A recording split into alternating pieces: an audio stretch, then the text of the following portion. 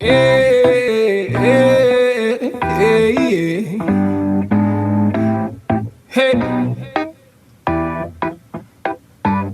Hey, hey, hey, hey, hey, hey, hey. Black excellence, black beauty, and black pride. Black power from all diasporas coincide. Progressive truth and regression eventually collide. May the beauty of the people no longer be set aside. May the black queen's grace continually mesmerize the millions who couldn't see it when looking into her eyes. And the black man's plight no longer be the disguise. Oppression, emasculation, they wanna castricize him. Take him away from the black queen, put him inside prison for slave labor, he institutionalized. Wondering on the outside, is she willing to ride? Is she willing to ride? Is she willing to fight for the love, even despite the fact that he doing time? Love that conquers all will never fade with time. If she don't choose the love that appreciates every life, his flame might get dim and he may eventually. Domestic violence is a pattern of controlling behaviors that one partner uses to get power over another, including physical violence, threat of physical violence, to get control. Emotional, mental, and sexual abuse happens. 85% of domestic violence victims are women. Domestic violence is most likely to take place between 6 p.m. and 6 a.m. The cost of domestic violence amounts to $37 billion a year in law enforcement involvement, legal work, medical, and mental health treatments. And let's not even count the loss of productivity from those victims. As many as 324,000 women each year experience intimate partner violence, even during pregnancy. Boys who witness domestic violence are 2 times likely to abuse their partners and children when they become adults. This is an epidemic that plagues our communities and grows in silence. It affects people of all genders and orientations. The National Coalition Against Domestic Violence reports 1 in 4 women and 1 in 9 men will experience serious intimate partner violence, intimate partner contact sexual violence, and/or intimate partner stalking. However, women between the ages of 18 and 24 are the leading population most commonly abused by an intimate partner. On today's episode, we want to pull back the veil by talking to an expert and a survivor to learn from their experiences and stories, and we want to invite you into the conversation. We'll be right back with our next guest, Miss Donna Williams, a survivor who has come to the show today to share part of her story. You're tuned in to the Urban Impact Show. We'll be right back in 90 seconds. Could you just maybe start off by sharing a little bit about who you are and your experiences with intimate partner violence? Well, that would probably take a long time, but I'll try to brief it up. Yes. My name is Donna. I am originally from Des Moines. I have myself been into a few domestic situations. I'll tell you a little bit about the one I just was in. I was stabbed 14 times, May 17, 2018, by a man that I thought loved me. We were actually getting married 2 weeks after this happened. I didn't realize I was going to be abused like that. There was not too many signs, but one sign that stood out for me was jealousy. Jealous of what I had more than what he had. I mean, I did everything for this man. He moved here from Iowa City, and I helped him get on his feet. And once I did that, I guess he still wasn't where he wanted to be. So it's like when I took charge of the things going on in my house, because I was the one paying the bills, he felt like he was lower than me or something. And sometimes I would see a look in his eyes. You know how you catch somebody looking at you crazy? Well, one day I looked at him and I looked back at him and he looked at me like he hated my guts.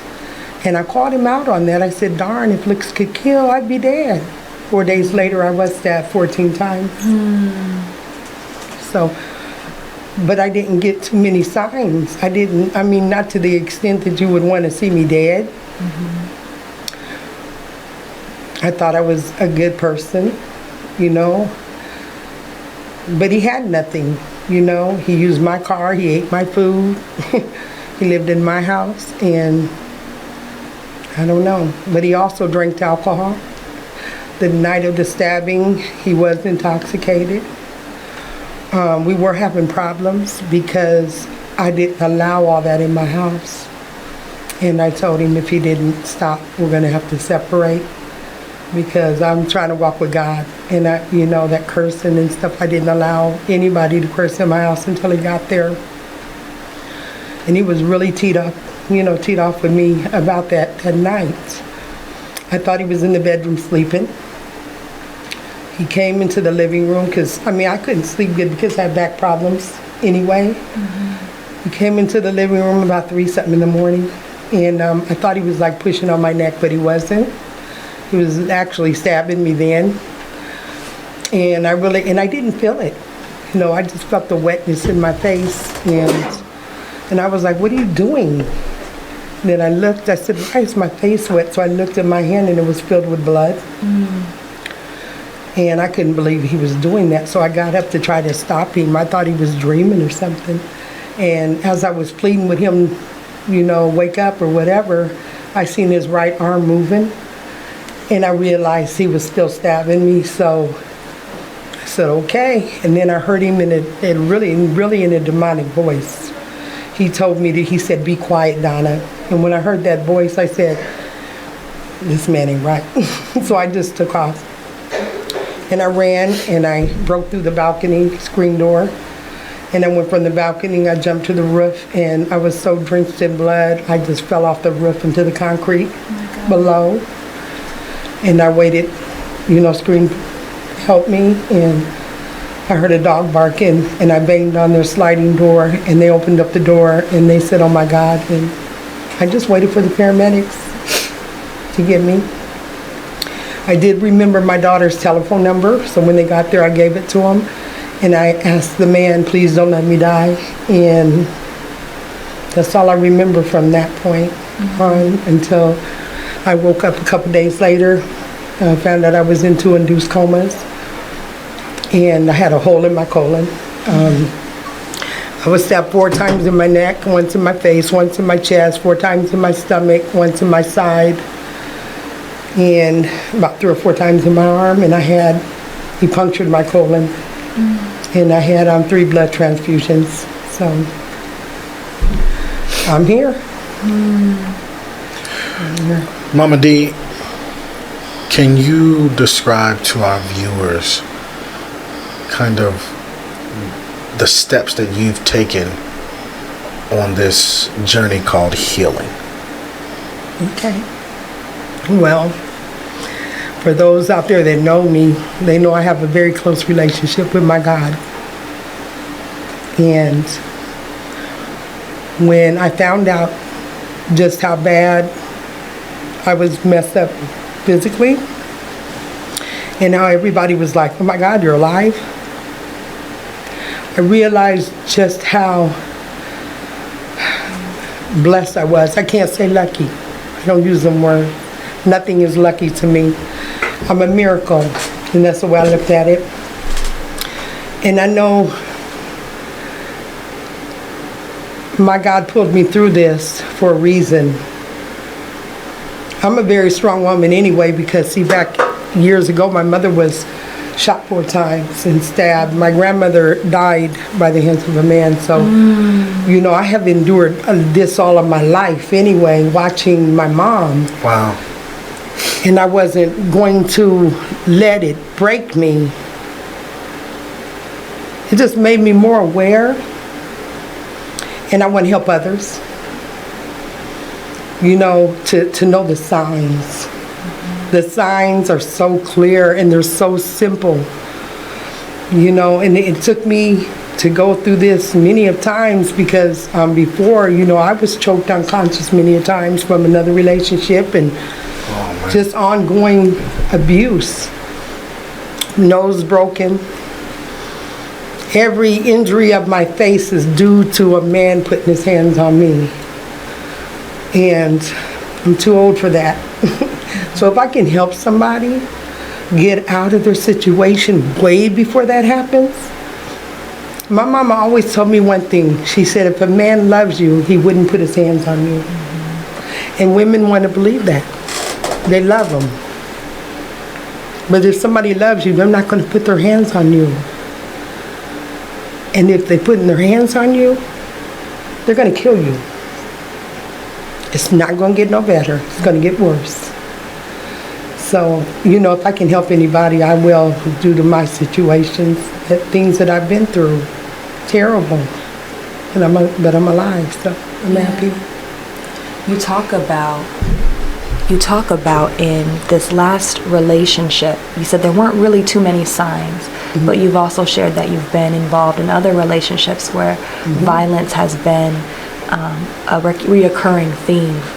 Can you share, based on some of your past experiences in those relationships, were there any signs, right, that this relationship could escalate to violence, or experiences that you had before the violence began that kind of pulled you into that space? Okay. In my past, everybody knows one good sign is jealousy, control. Them are two of the main signs. Wanting to know where you're going. When will you be back? Who are you with? Who your friends are. Control your friends. And the reason why I said there weren't very many signs is because I didn't know the things I was going through this time were signs, because they were totally different. What did that look like? Oh my goodness. It was scary, because if somebody can stab you because you're doing better than them, it's like, my goodness, it's just totally different. I didn't see any signs because they weren't serious to me like they were in the past. But these two are signs too. When you're doing so much for somebody and then you start feeling still less than a person because you still got more than them. You know what? But they also have problems themselves though. And they've had problems growing up. Abusive mother, sexual abuse, hater of women, So they have problems anyway. But you don't know that. Sometimes people can be too nice in the beginning.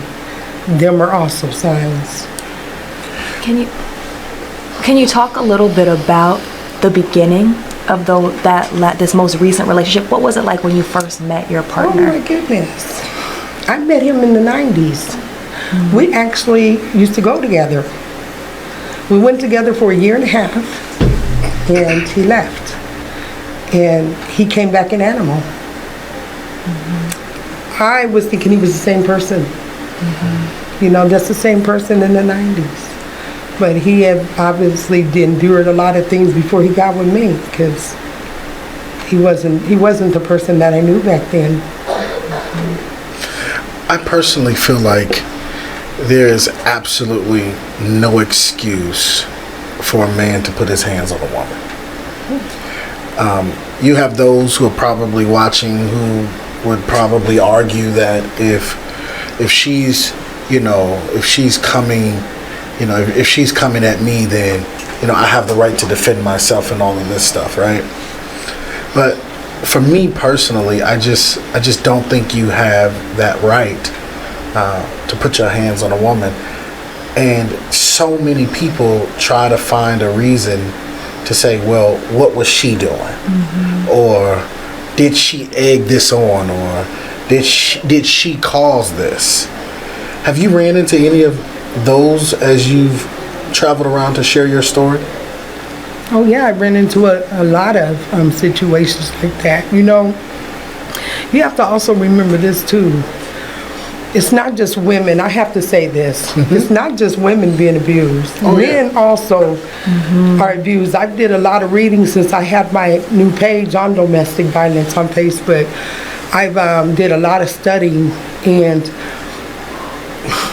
there was a guy that was shot 4 times by his deranged wife because he said he was raised not to put his hands on a woman. So he took the abuse. He dare not tell his friends that his woman is putting her hands on him. So he never reported anything until she shot him. She's in prison now and he's still alive. In those, can I ask, Rob, in those relationships, did you ever hear that feedback from your family or your friends? People encouraging you to leave those situations or wondering why you stayed? You know what? In the past, I did. They did. I ignored it because I love them. I love that person. But this time, those signs that he did, I kept to myself. I really liked him, and my family liked him. My daughters actually said, "Mom," they felt it, but I didn't see it. And see, that's one thing that a lot of abused women do. Their family likes the gentleman. They don't want people to know that he's putting his hands on her. He's probably a home provider. And where do I go? Who do I stay with? I got my kids. There's nowhere to go. I'm not staying in a shelter. So they put up with it. Yeah. That's what happens. From what the stories that I've heard from other survivors, a lot of those themes, it seems like, are isolation. A person who has a pattern of abusive behavior will isolate. So then women feel like, I'm all alone and I have nowhere to go. And it's not as easy to leave as though people say you should just leave. Yeah, they take them away from their families and they pull them away from their friends to make them feel like they are the only ones that can help them, or they're the only ones that have their back. I know we're getting close to time, but can you just talk a little bit about the mental anguish that even though you're no longer involved in the relationship, the mental anguish that may still be there as you progress through healing? Like, you wrote this book and different things, but also there is still a piece that brings back memories and that brings this stuff up. And if it's too hard, I completely understand, but if you could just talk a little bit about that. Well, this may sound crazy in a crazy way. I know I can never be with him, but a part of me still loves him. And that also goes with the cycle of abuse, you know. I have some flashbacks, and it's like when I meet people, I'm like, okay, wait for it. I'm looking to wait for it. You know what I'm looking for them to not be that person that I want to be with because of these red flags. Yeah. And even though somebody's really nice and they're not abusive, my mind takes me there. So that's what I feel that is done to affect me, to move forward in another relationship. I have my fears, so I reject them just to keep myself safe. Before you leave, if you could speak to anyone who currently finds themselves in a volatile relationship, an abusive relationship, what words would you share with them for the listeners that are listening today? Do not keep abuse to yourself. Don't keep it to yourself, trying to impress yourself and impress your family.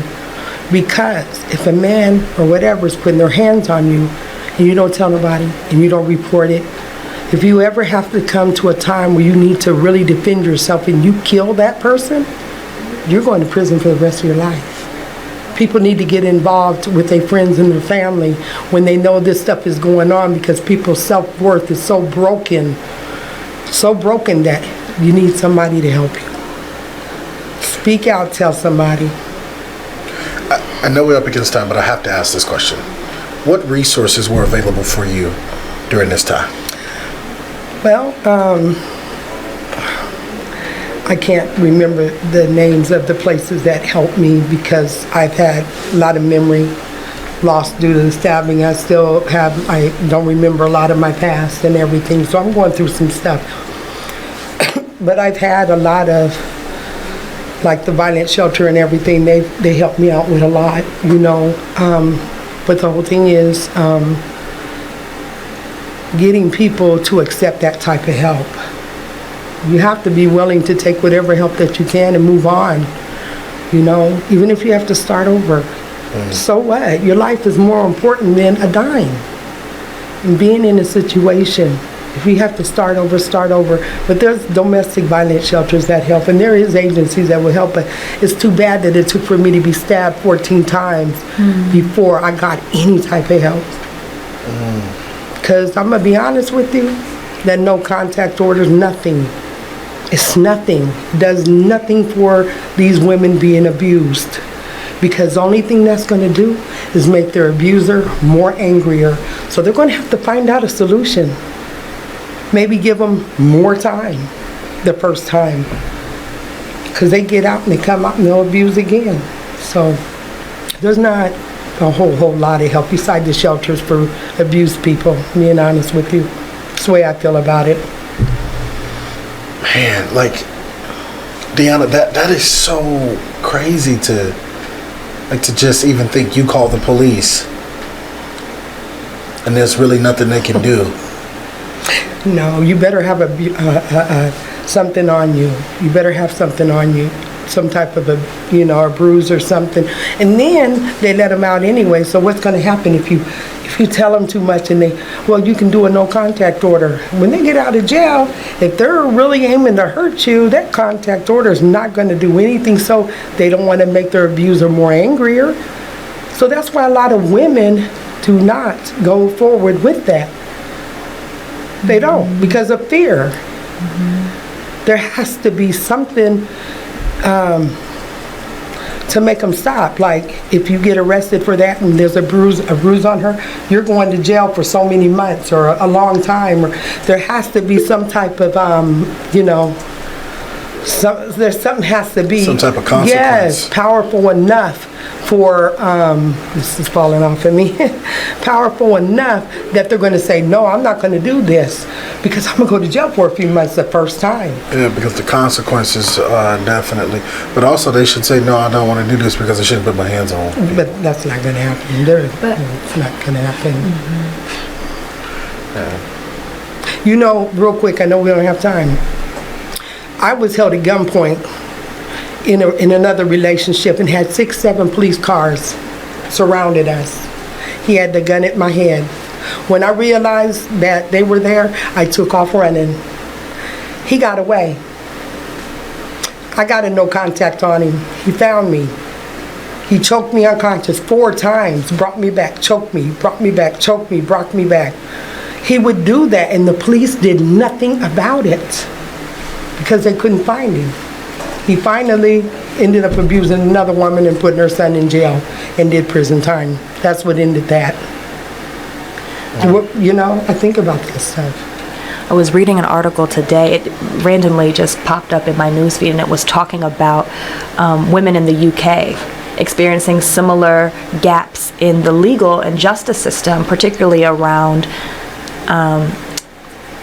child rights. So let's say you've ended the relationship with your partner, but now you have to go into figuring out custody proceedings, and partners or perpetrators of violence using the judgments that were made and access to children to continue to abuse their partners and terrorize them, even though they were no longer in a relationship. And it seems that there are so many gaps prevalent in our justice system that really prevent women from coming forward or seeking the help that they need, because they can't be guaranteed there'll be protection if they do. I'm so thankful that you're here today. Yeah. So I'm glad to be here today. Well, Mama D, we are so glad that you came to this show to talk about this experience. I know that this isn't, you've probably told this story a lot, but it doesn't get easier every single time you tell it.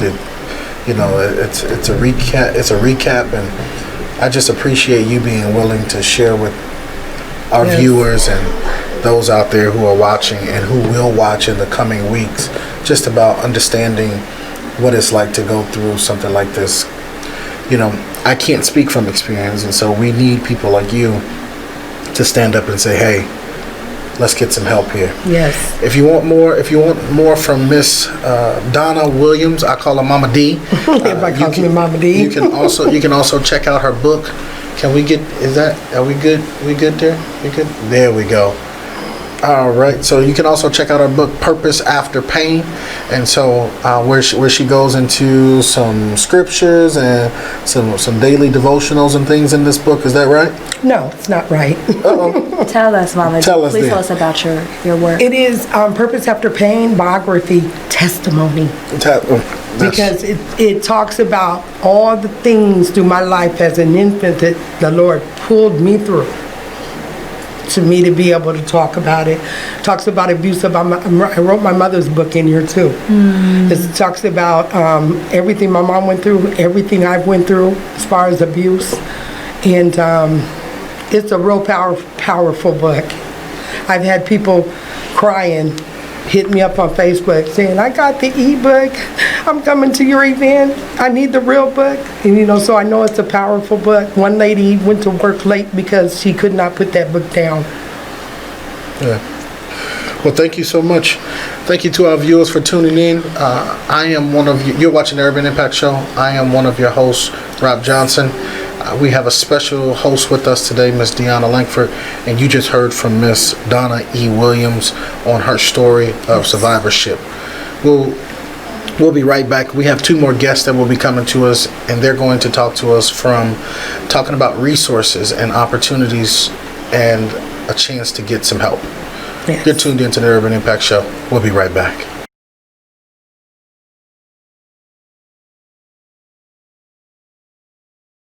All right, and we are back at the Urban Impact Show. We just heard from Donna Williams, a survivor here in our community of intimate partner violence. We're so thankful that she took the time to share her story with us today. And now we have 2 phenomenal women that we're sharing space with. We have Lisa Ambrose, who is the CEO and co-founder of Amani Community Services. Their service area is in Waterloo, Cedar Rapids, and Davenport. And we also have my friend, Veronica Quevada, with the Iowa Coalition Against Domestic Violence, and she is their Director of Equity and Inclusion, and we're excited to further the conversation today. Yeah, we are. And so, first of all, thank you all so much for even being willing to come on this show and to address this topic of domestic violence. And, we, as Deanna said, we want to make sure that we create a safe space, and we wanted experts. We wanted experts to come in to talk about what's going on and to really help educate the public. So real quick, one thing that I've noticed, and I want to bring this up really quick here. So according to facts about domestic violence, a website called DoSomething.org, they say that half of all homeless women and children in the U.S. are fleeing from domestic violence. It also says that every 9 seconds in the U.S., a woman is assaulted or either beaten. It also says that in 60 to 80 of intimate partnership homicides, no matter which partner was killed, the man had physically abused the woman before the murder took place. So I want to use that to kind of open this conversation up. And either one of you can jump in at any time.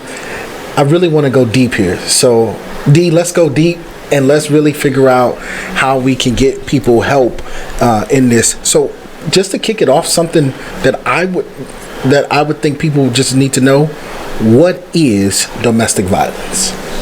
It's a form of abuse. It can be emotional, physical, sexual, where a partner tries to gain power and control over someone. So they use those different segments to gain control over their partner. Okay. Yeah, definitely. I agree with all of that. It's essentially when one individual is I guess, using different tools to maintain power and control over their partner. So those tools would be like psychological violence, sexual violence, physical violence. It does not have to be all of them combined. I think that's a point to note, because I think when we think about intimate partner violence, our mind automatically goes to the physical Yep.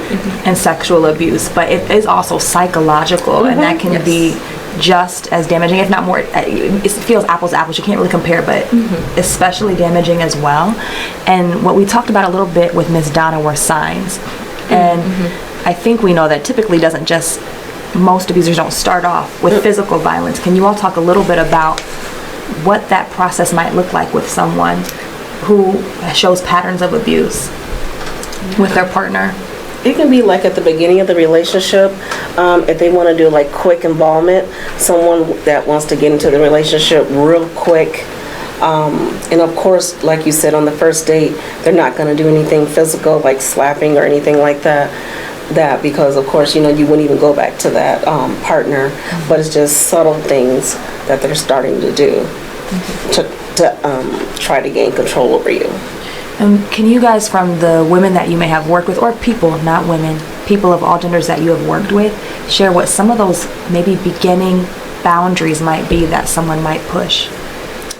Some that come to mind, just extreme jealousy, trying to control friends, even family that the partner is allowed to be around,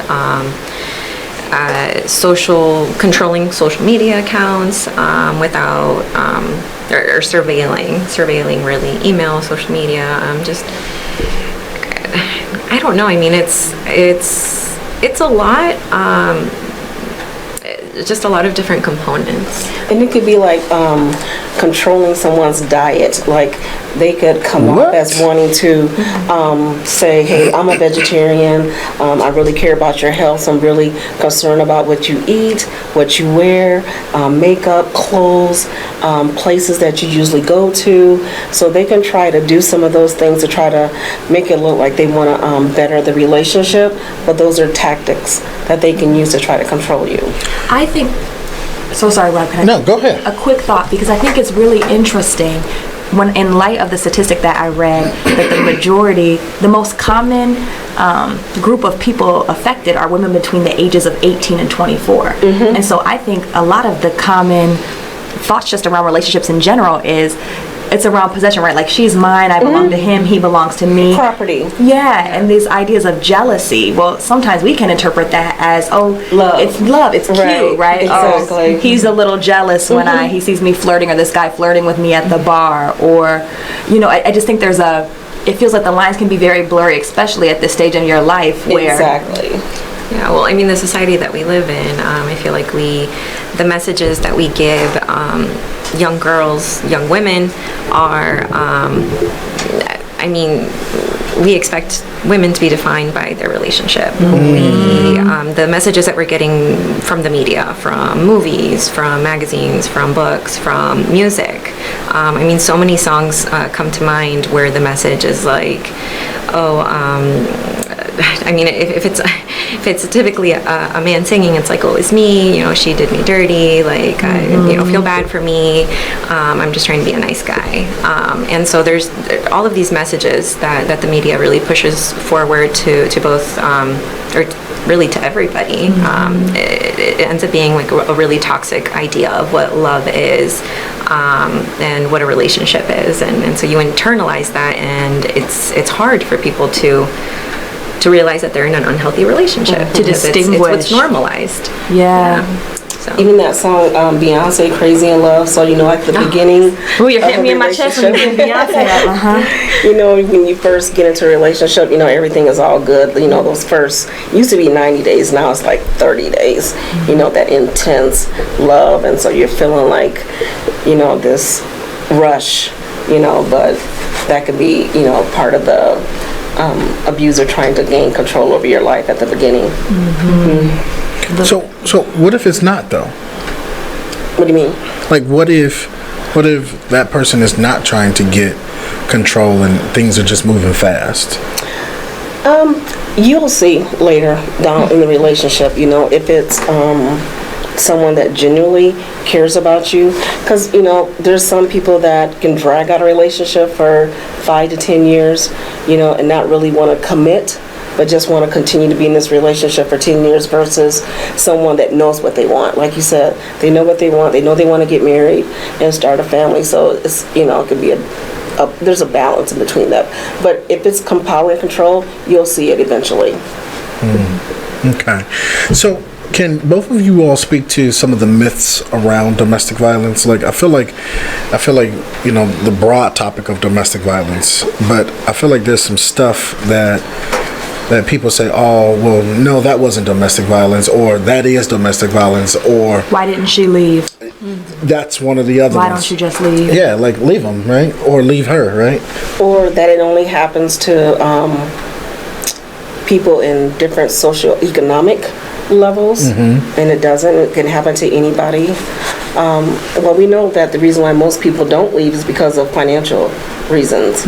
Like that's the number one reason why someone would even continue to stay in the relationship, because we know when we're helping clients, they don't have the money to leave.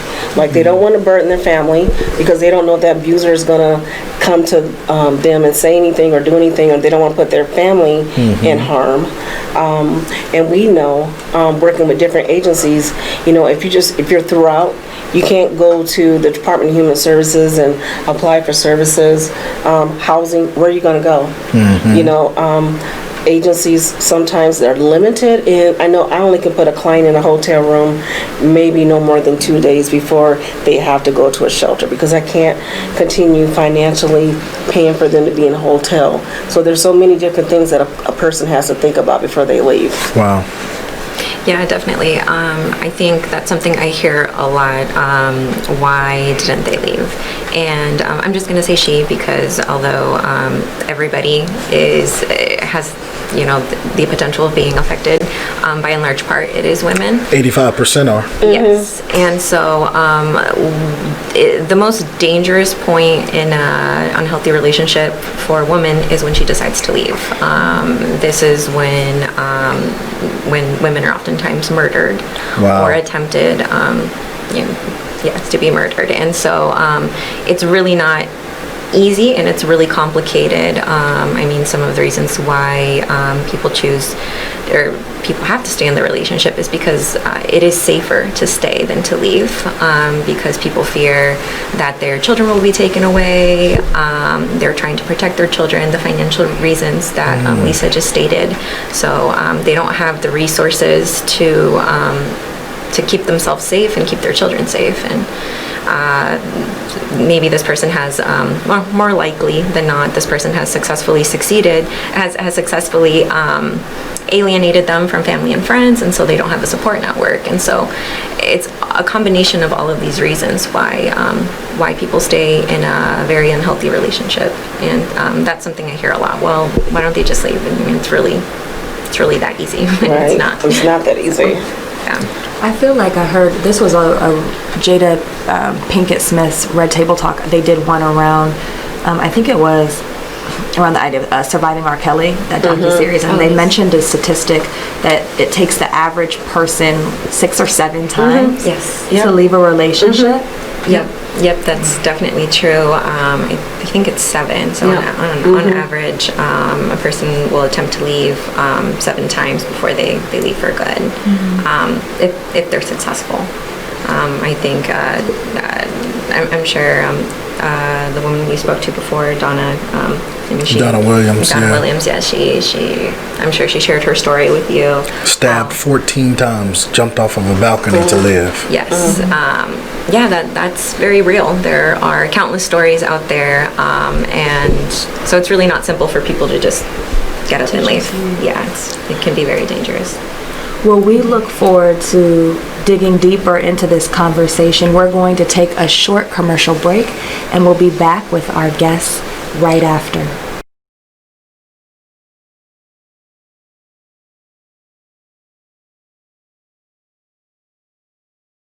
All right, and we are back here at the Urban Impact Show with our two special guests, Lisa Ambrose, the CEO and co-founder of Amani Community Services, and Veronica Guevara, who is the Director of Equity and Inclusion for the Iowa Coalition Against Domestic Violence. We want to give them the opportunity, or we want to give you all the opportunity to learn a little bit more about each of these dynamic women and the work that they are doing. So with that, we can maybe start with Veronica, and if you just want to share a little bit about who you are, the work that you're doing with the coalition. Yeah, okay. So, yes, my name is Veronica Guevara, and I'm the Director of Equity and Inclusion at the Coalition Against Domestic Violence, ICODVA for short, if that helps. Awesome. So we are a state-level nonprofit organization that represents 21 member programs across the state. We provide training, technical assistance, public education, we talk to the media. We have folks that go up to the Capitol to advocate for victims and for programs, funding. Our job is to provide support to programs like Amani so that they can continue to do the very important work that they do. I provide coordination and direction to training and technical assistance efforts related to racial equity and social justice. I guess the way I see my role is that it is my job to highlight and uplift models of innovative practices that will address issues of accessibility, ease of navigation, and really any barrier that survivors with marginalized identities face. And so, that's a little bit of what I do. I love what I do. My work, my approach and my commitment really stem from being a first-generation Latina, daughter of immigrants. I come from a mixed status family, and so all of my experiences, I feel, really inform my approach and my commitment for this. I feel like I would be advocating even if this was not my day job. So yes, I just have to take a moment to say, you all, Veronica and I go way back. We went to the University of Iowa together. I remember us late night studying in the IMU, crying many nights, and so it's just so cool to see you in this space and the work that you're doing. And thank you. Yes, I can say the same about you. I'm so glad we get to see each other here now. At this being grown-ups. Being grown-ups. Thank you so much. We're going to come back. But Miss Lisa Ambrose, we'll let you take it away. All right. My name is Lisa Ambrose, and I am the CEO and co-founder of Amani Community Services. I used to be an advocate in 2010. This is how I got into this work. Like, before I even got into this, I never even heard of domestic violence or sexual assault services for victims. But I knew I was in unhealthy relationships. I just didn't know exactly what it was. Like, it wasn't something that I can just put a name to it. But when I became an advocate, it was like the letters was just jumping off the paper, like, this is what domestic violence looks like. And like you said, it wasn't so much physical, but I had physical, like, when in my 20s, like, I was one of those people that said, I'm never going to let nobody hit me, or I'm going to, fight back, or, something like that. And I was in a relationship where he did hit me, and I was stunned because I was like, I can't believe this is happening to me. So this work is very dear to me, and I got the opportunity to start Amani, and so my goal is to educate the African American community about domestic violence, about sexual assault. We do comprehensive services. We have, like I said, office space in Waterloo, Cedar Rapids, and Dubuque, and we see so much violence in the community, within health, within relationships. It's like a everyday thing that we're in unhealthy relationships. And it's sort of sad, because there's another statistic, and I can't even remember the words, but it was saying something about a black woman is more likely to be killed by her partner, which looks like her. And so I always ask that question, black men, do you love us? Because it's like there's so much pain and hurt that's going on between us right now. Another goal of our agency, like I said, is to educate. We do put a lot of fires out. So a lot of times it's crisis, people being homeless, not having a place to go, and so we try to put those crises out and then refer them to other agencies as far as housing programs and different things like that. But then we also want to get them back in to Amani, because we have trauma groups where we can talk about issues surrounding African Americans or blacks. We even talk about slavery and what happened back then and how we are to deal with that today and what it looks like with the Jim Crow and so some of our clients are still dealing with, they're not just coming to us with domestic violence and sexual assault. It's the racial and the discrimination and the poverty. It's everything all in one that we're working with our clients. And so we don't just see them from one thing and then that's it. So we want them to always come back so they can get that extra information so they can become self-sufficient. Yes. We feel like our community can really learn about domestic violence and sexual assault and how we can end it, so we can do better, especially with our youth that are coming up. So I'm very excited with some of the things that Amani is doing. They do a teen summit twice a year for DV and sexual assault. Today we had a fundraiser. And we didn't get a lot of community to come out, but the people that were there support Amani, and so we're trying to do better with that. Like I said, we have trauma groups, so our staff are always coming up with creative ways to work with our clients versus just the crisis work. Yeah. But I love my job. I don't look at it as work anymore, even though I'm busy all the time. But I love it because I wish there was a Amani when I was young and didn't know exactly what domestic violence was. How much time? You talk about, before we go, we got some time before we have to take another break, but let's jump in because I just feel, so you talk about the men's role in this situation, I right? believe her direct question was, Black men, do you love us? That's what I feel like. It's like, do you? Because why is there so much violence between us? Why can't we be, and I'm not just blaming it on men, but I'm just saying because like Veronica said, we know most men do the perpetrating. Women do too. And we even see that especially with young women today are becoming very violent, which is very scary. Go ahead, Dee.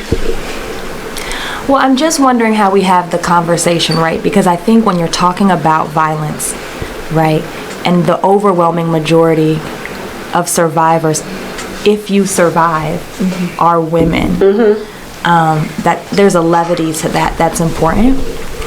But I also want to acknowledge that many abusers are replicating behavior that they have themselves experienced, and we know that to be true. Yes.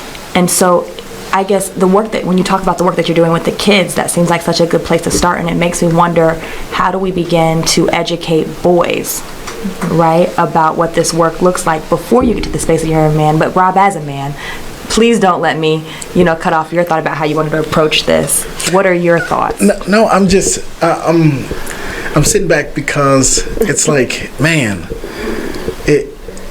it is the truth. And, so shout out to Nadia, who actually helped us get all of this set up. Nadia was the reason why we reached out. And so we're going to have her on the show when we talk about sexual abuse. Okay. Right. She's going to come in and give some stats and talk about that part of it. But I want to talk about this thing of behavior, right? Because I feel like men sometimes, I don't think they take responsibility for really like what they're doing. And I think there's this gap of, what's the word I'm looking for? It's this gap of accountability. And how do so I may not be the one abusing you. Right. But how can I step into a situation when we just found out that most women won't leave? You can be a bystander, and that means, letting her know about the programs or resources, letting her know that, maybe you're not ready to leave right now, but there are people out here that can help you. I wouldn't try to do anything physical to try to help them sometimes, because that can, lead to some other issues as well. But when I was an advocate at first, I would just do about anything to be a bystander. But, you got to think about safety as well. So letting them know, believe in them, supporting, being an ally. Like, there's so many different things that men can do to try to help stop domestic violence. We have a lot of these programs where we have black males already working with youth. I say for them to reach out to other domestic violence or sexual assault agencies and let them work with your youth as well, to do that extra part that you can't do. Like, maybe yours is about academics or sports, but we know in college, we even know in middle school that kids are already, their minds are forming around domestic violence and sexual assault. So that would be a way where you can work with another agency to get the kids educated about that. And then in middle school, so they'll know in college what it looks like to say no to sexual assault, that even if it's, you're about to have sex and that person still says no, no means no. Or even domestic violence, walking away versus slapping them or doing something physical, and sometimes the man has to be the one to say, you know what, this is not a healthy relationship because you have some issues. Maybe you have some emotional behaviors, and instead of trying to take that on, you can't solve that. You see what I'm saying? So they may have some other issues that you can't deal with. So you have to be the one to say, you know what, I love you, but I can't deal with this type of stuff. So I'm going to go on. Miss Lisa, can I stop something that you said? Because you said something that felt really important. You said two things. You said believe women. Yeah. And then the larger pool that, I don't know, this conversation feels like it's swimming, and I think about my own family, which has experiences of women, of men harming women physically, emotionally, verbally.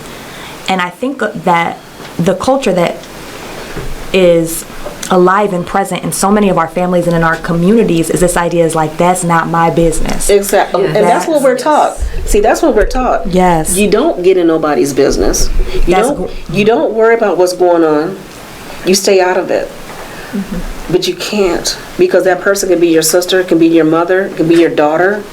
So you have to stand up some type of way for that person. And we also, it feels like with men, we see all of the people are multifaceted and dimensional. So when we see men be perpetrators of violence, it's a lot. We don't hold each other accountable. And I'm like, is there a space for men to hold men accountable? Not just, you know what I'm saying, but one another. What does that look like? There's some other agencies out there, like national agencies, Called to Men, Tony Porter. Like, go on their website. Like, they have the best things for men if they want to learn about domestic violence, sexual assault, masculinity, all those different issues that come into play about being a man. They have workshops, they have trainings, all of that. What was the name of the website again? I think it's a Call to Men. Yep, if you just Google a Call to Men, yep, you'll see I a lot love of it. that content. But I think it's having conversations like this. So Rob mentioned learned behavior. So all of this is learned behavior. It's learned behavior. A person who harms is harming because of the behaviors that they have learned, because of a sense of entitlement. Earlier we were talking about this idea that your partner belongs to you, that they're your property. I think it has to do with gender roles, with the patriarchy. It has a lot to do with masculinity, with this idea that you have to exert dominance in order to be a real man. And so I think if you're a man, talk to your friends. I mean, call them out if they are saying things that that are inherently hurtful. When their ideas, their values, their beliefs, that they more likely than not feel very comfortable disclosing around you, around women, around relationships, around partners. I think that's a start. I think having these conversations, and you're completely right. I mean, it's something that I grew up with too, that I heard everywhere, and it's like, oh, this person, I mean, you didn't even hear it, you saw it. When you saw somebody, with a black eye, and I mean, it's very obvious. You didn't even need to ask what happened, but the family sentiment was just like, oh, it's none of our business. Like, just don't rock the boat. Just keep going. And I think that needs to change. I mean, we need to have a serious conversation about what accountability looks like. And I don't think it should be, I mean, it's easy to say, let's just, alienate this person. Let's, disown them. Let's not talk to them. But that's not going to happen. If it's your brother, if it's your son, if it's your dad, you're still going to have that relationship with them. So how can you hold a person accountable? And I think the very first thing is that person has to want to be held accountable. I think that's also really important too. I see a lot of young women believe that they can change somebody. I can fix them if I just stick around and or to get better when you get married. Yeah, and that's not true. I mean, the person has to want to change. And so accountability is a difficult, the conversation around accountability is difficult, but we have to have it. And we're probably not going to find a solution right now, today, tomorrow, but we have to continue having these conversations and have to want them to evolve and start acting on them. Otherwise, this issue it's going to continue. It's so complicated and so massive. So. And think about when you're talking about R. Kelly, look how the community was divided. Like, even in my family, people, it was like, okay, they already knew, don't talk to me about it, because of course I'm going to believe the victim. So even at our family reunions, around our dinner tables, like she said, with our friends, that's when you have to stand up and say, you know what, no. Let's wait and see what's going to happen. Don't just write it off that, she's lying or, whatever. Yeah. Or I even think about, it makes me wonder, when you all were talking about it, there's a progression. Violence doesn't typically start with the violent act. It starts with the behavior before that can be really problematic. And is there a place for accountability there? Yes. When you're with your friends or your boys or your girls or whatever, and the language that we use to talk about one another, language we use to talk about women, how we talk about the sexual acts we engage in with women. Are we looking at women as humans or as objects? Yes. Are we looking about our partners as, Our music. The music we listen to, how we, when people are intoxicated, what's the behaviors. I just feel like there's so many places before you get to that place. It's like, how do we start challenging each other a little bit? Yeah. Well, and it's all of these things that create and sustain violence. Like it doesn't just happen out of nowhere. Yeah. So having those conversations, and I did want to clarify. So I was mentioning, it's very complicated when it's your dad or your brother or just anybody. And I'm not saying you have to. I'm not saying that you have to maintain that relationship with that person. I'm simply saying it's really hard to cut that relationship off when you are that close to that person. Yeah. But I am not saying that you have to stick around because they have this relationship with you. I don't know. I just kind of wanted to clarify thank you for making that clarification for our viewers.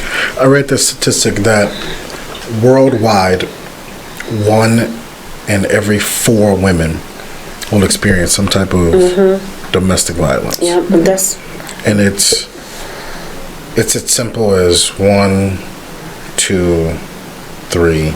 You. And for people of color, it's 1 and 2. Yeah. So it's even worse. Do we know why? It's not one thing. It's a variety of issues. Like, why are men of color abusing women of color more than their white counterparts? That I don't know. Could it be economic? Could it That could be be some of it. education? Could it be housing?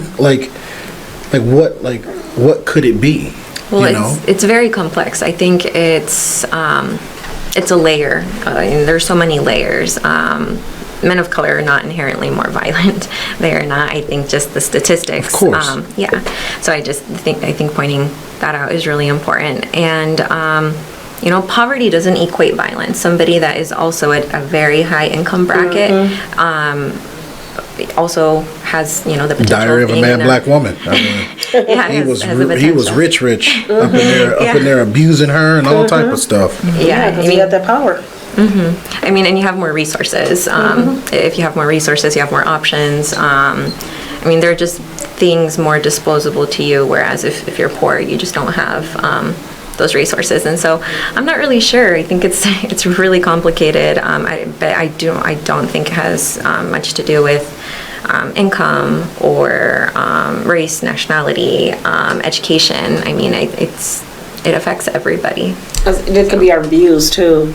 You guys were talking about our views, like what you really were taught about women and men.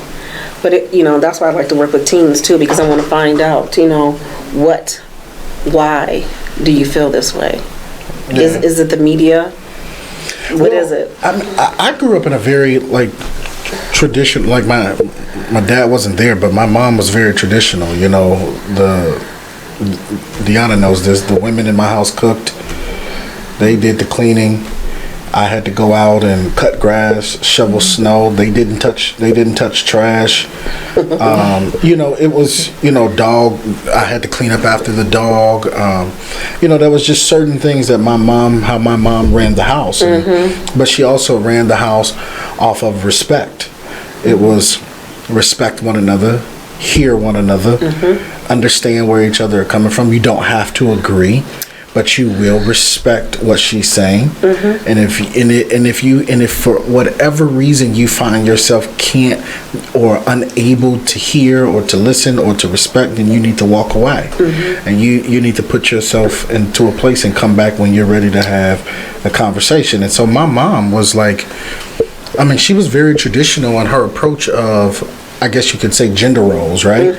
Like she was very traditional, and that's just how I grew up. And so I don't know, I've never abused anybody, but from listening to this, it almost sounds like somebody who grew up like that, could almost be exhibiting signs of something like that. But wouldn't somebody say, I haven't done anything, and I grew up like that, and I personally think it's wrong, right? I think it's wrong to put your hands on women, and so. And some people don't believe that. They feel like that's okay. Yeah. I feel like this is so complex sometimes. It is. Because there's so many different things that are all happening at one time. And it's and I know Dee was saying, we want to make sure that we have this conversation because we live in a very male-dominated society. And there's men running this show, right? And so it's how do we make sure that we have this conversation around men involvement and making sure that men step up to the plate? I think it was, who was it that I saw with somebody had a shirt on that said "Protect Black Women." Was it Charlemagne the God? I think it. I have no idea, Rob, but that sounds like something Charlemagne the God would wear. Yeah, I gotta get one of those shirts because I firmly believe that, and you all feel free to disagree, but I firmly believe that, and I can only speak to the African American community. I firmly believe that if black men would step up in certain areas, that certain issues wouldn't be so prevalent in the neighborhood, or if just men in general would be men in certain areas with our younger men, right? I visit the juvenile detention center every fourth Sunday. Me, Will Sims, and a group of Call Laws and a group of guys from Corinthian Baptist Church. We visit the center, and there's a lot of young men in there that look like me, right? And if they are seeing somebody that look like me, they're coming in to join them, or they're the ones telling them what to do. And so we thought it was necessary for us to show up and show them us who are not coming in like that. Exactly. And doing different things and are making different moves so that we can have and build better people for when they come out of there to stop that cycle of them going back. Exactly. And I do think we need more male mentors to step up, and definitely in this movement against, domestic violence and sexual assault, we need more black males to step up and help us with this movement. Maybe not take it over, but come aside with us and help us with this movement. We take it over. Well, when you talk about teaching men to be men, it's what are the values that you're teaching? Exactly. Right? What are the values that we're teaching our children, our boys and our girls, about what it looks like to be in healthy, thriving relationships? So. Yeah. Well, Miss Veronica, Miss Lisa, thank you both. Any final thoughts that you, starting with you, Veronica, and ending with you, Miss Lisa, that you would like to just depart on our viewers, and any final things that you would just like to leave them with? Let's see. Well, if you're interested in helping, I really encourage folks to really have these conversations, to really even reflect on your own relationship. I mean, I do that all the time. Sometimes the request that I have for my husband, like, is this too much? Just because I think sometimes the ideas that we have around our expectations can be harmful, and it doesn't have to get to the point of violence. And so holding yourself accountable, like, what are my beliefs? Are they healthy? Are they not? Engaging in these conversations with your family, with your friends, not shying away from the conversations. And I think also reaching out to programs like Amani that provide amazing resources with limited staff, with limited money. And so volunteering, being a volunteer, or donating if you have the funds to do so. So I really encourage people to do that if they can. And I was going to just say, reach out to your local domestic violence sexual assault agency. They have a victim 30 hours victim training, victim counselors training, so you can learn about domestic violence and sexual assault. Donating, volunteering. We need more men to help us, do this. When you see that an agency has a fundraiser, tell everybody about it. Come on and support. Come hear the information. It takes a lot of work to run an agency. You run off of grants. You don't have all the money to do everything that you can do. There's some special things that we're able to do for clients when we do fundraisers. We love helping our clients. But our number one thing is to help them to get past domestic violence and sexual assault and become self-sufficient, to be teach others about it, and that you can have a comeback from this. It might take a while, but you still can, be a productive citizen. I think we'd be remiss if we didn't let you all have the opportunity to share, for those viewers who may have listened to the show today and thought, that actually sounds like what I'm experiencing, or I'm looking to leave a volatile relationship. Where can people go? Well, Amani's on Facebook. We have a website, www.amani-cs.org. There's different coalitions here in Des Moines, the Sexual Assault Coalition, Domestic Violence Coalition, so they have our information. I wanted to say also that our services are free. Everything is confidential. You don't even have to come into our office. You don't even have to prove what you're going through. Like, I could just talk to you through email, or I could just talk to you over the phone. You never even have to come into our office to receive services. So no one has to know. Yeah, I have, let's see, I wrote this down because I don't know it. We have the Iowa Victim Service Call Center. You can call 1-800-770-1650. And you can also text Iowa Help to 20121 to find resources. But, say that one more time. So the Iowa Victim Service Call Center, 1-800-770-1650, or you can text Iowa Help to 20121. Awesome. Well, thank you all for coming on this show and for having this conversation. Hopefully, this is the spark of something in somebody that will look into their lives and see if there's somebody that they can provide some help to.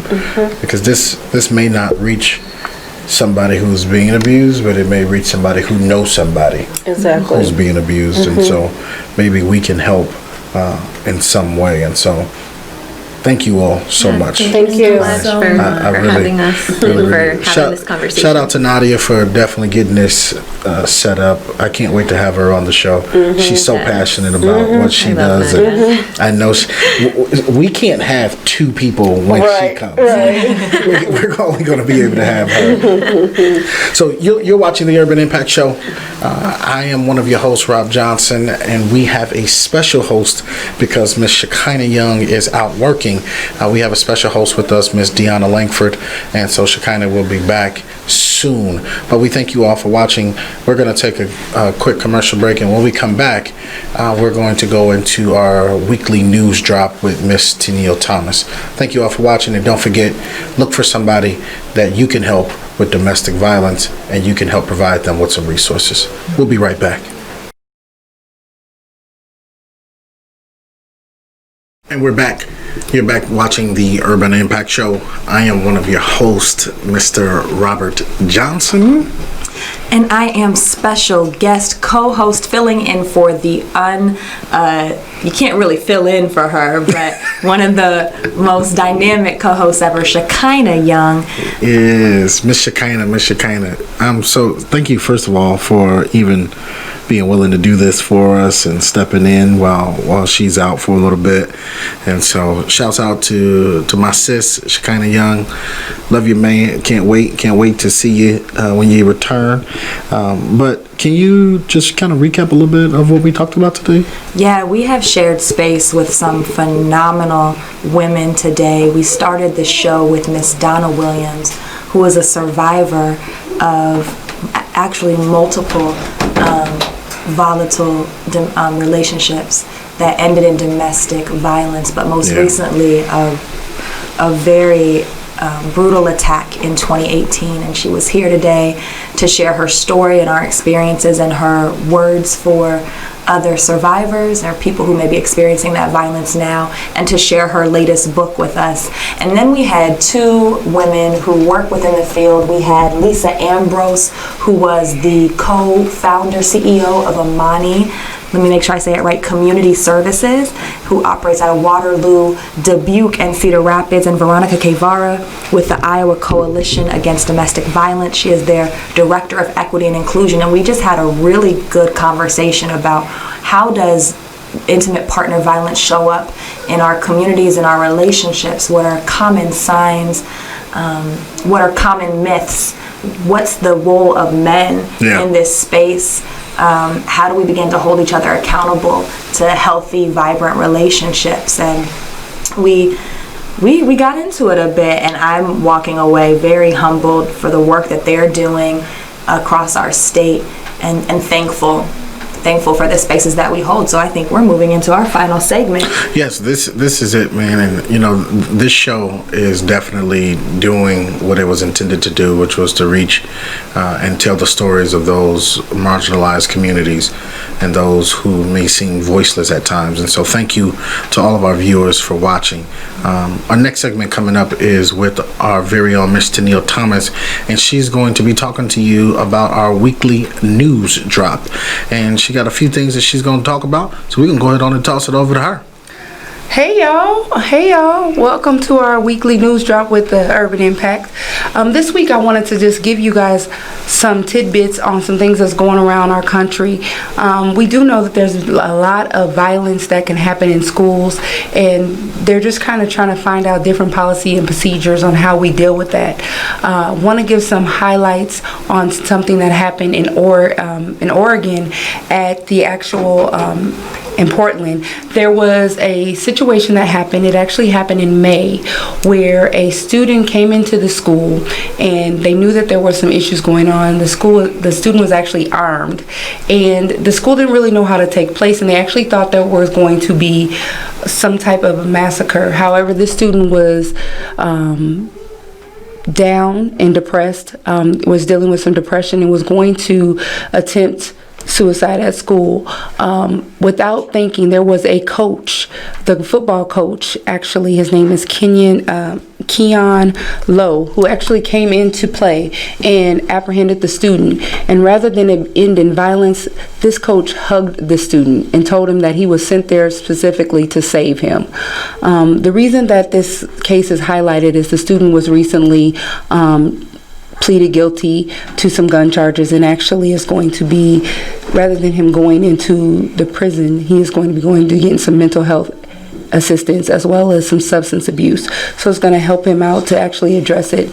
It brought highlight to that there are, being that October is actually also Mental Health Awareness Month as well, just bringing that information out that, you know, our students are in need, and there are people that are doing positive things to help and assist them, rather than things ending in a violent situation. So we're really happy for Coach Lowe, who was there to actually help that student and actually bring light to things that were needed. We definitely want to pay attention to things that are going on. I know here locally we have a number of initiatives that are going on to bring awareness with both NAMI, with Code Red, with the NAACP, and just finding out education. Look for the red flags in our students as well as adults to just be able to address those issues and get them the resources that they might need. The second story that I wanted to talk about is from down in Texas, where we actually had the story where there was a murder by the police officer.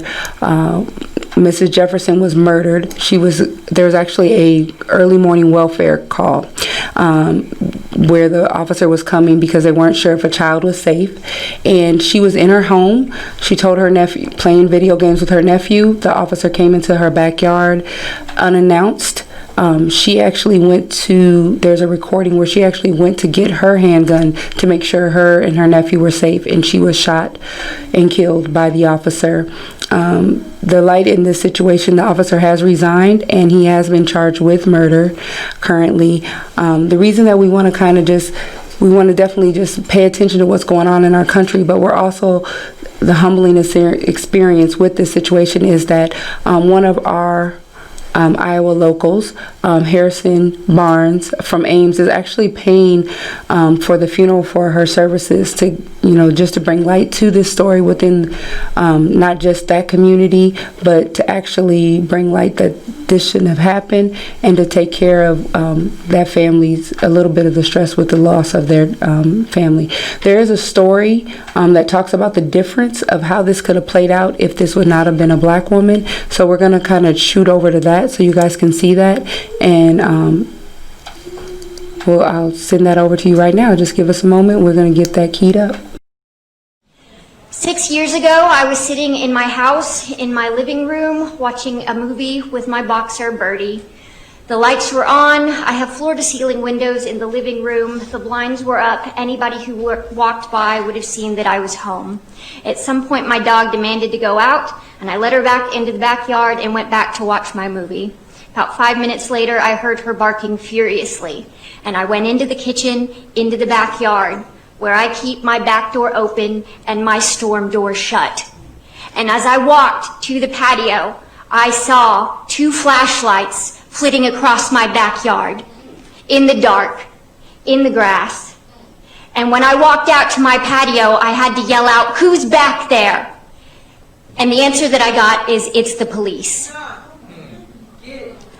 I'm a white woman in a middle-class neighborhood, and the circumstances of my call, the police were called out to a barking dog, not a welfare call, a barking dog.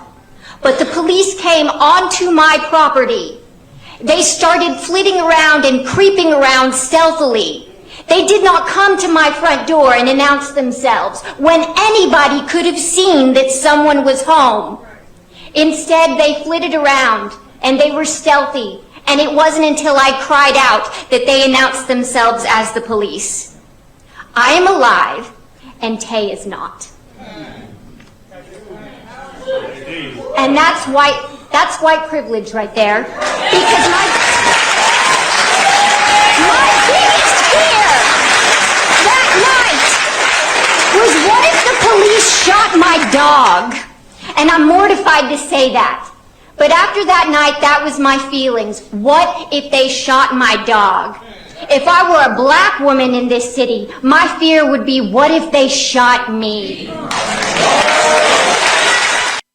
When I saw that story, I definitely wanted to share with you all the differences of how things were played out. We definitely want to pray for the Jefferson family at this time. Just praying for keep them in our prayers and making sure that we're keeping in light of what goes on with this trial as it's going to be coming up. Hey, thank you so much to Neil for definitely sharing that information. As we wrap up this show about domestic violence, Deanna, any final thoughts? No, I'm just so thankful. Thank you for the opportunity to share this space with you all at the show. And thank you. Thank you to our guests today who were brave enough to share their own stories and the work that they're doing across our state. Hey, thank you to everybody who continues to tune in, share, like. Please encourage your friends to watch. We would be remiss if we did not ask for your support and your donations for this show as we continue to try and bring you this type of content for these types of discussions. So if you would like, please don't hesitate to get a hold of us so that we can get you some more sponsorship information and we can see exactly if you want product placement. As you can see, the screen behind us changes. There are just different things that we can do. So thank you so much for tuning in. You've watched the Urban Impact Show. Usually it's myself and Shekinah Young, but today we had a special guest with Miss Deanna Langford, and we're super excited that we had her. Thanks so much for tuning in. You've watched the Urban Impact Show.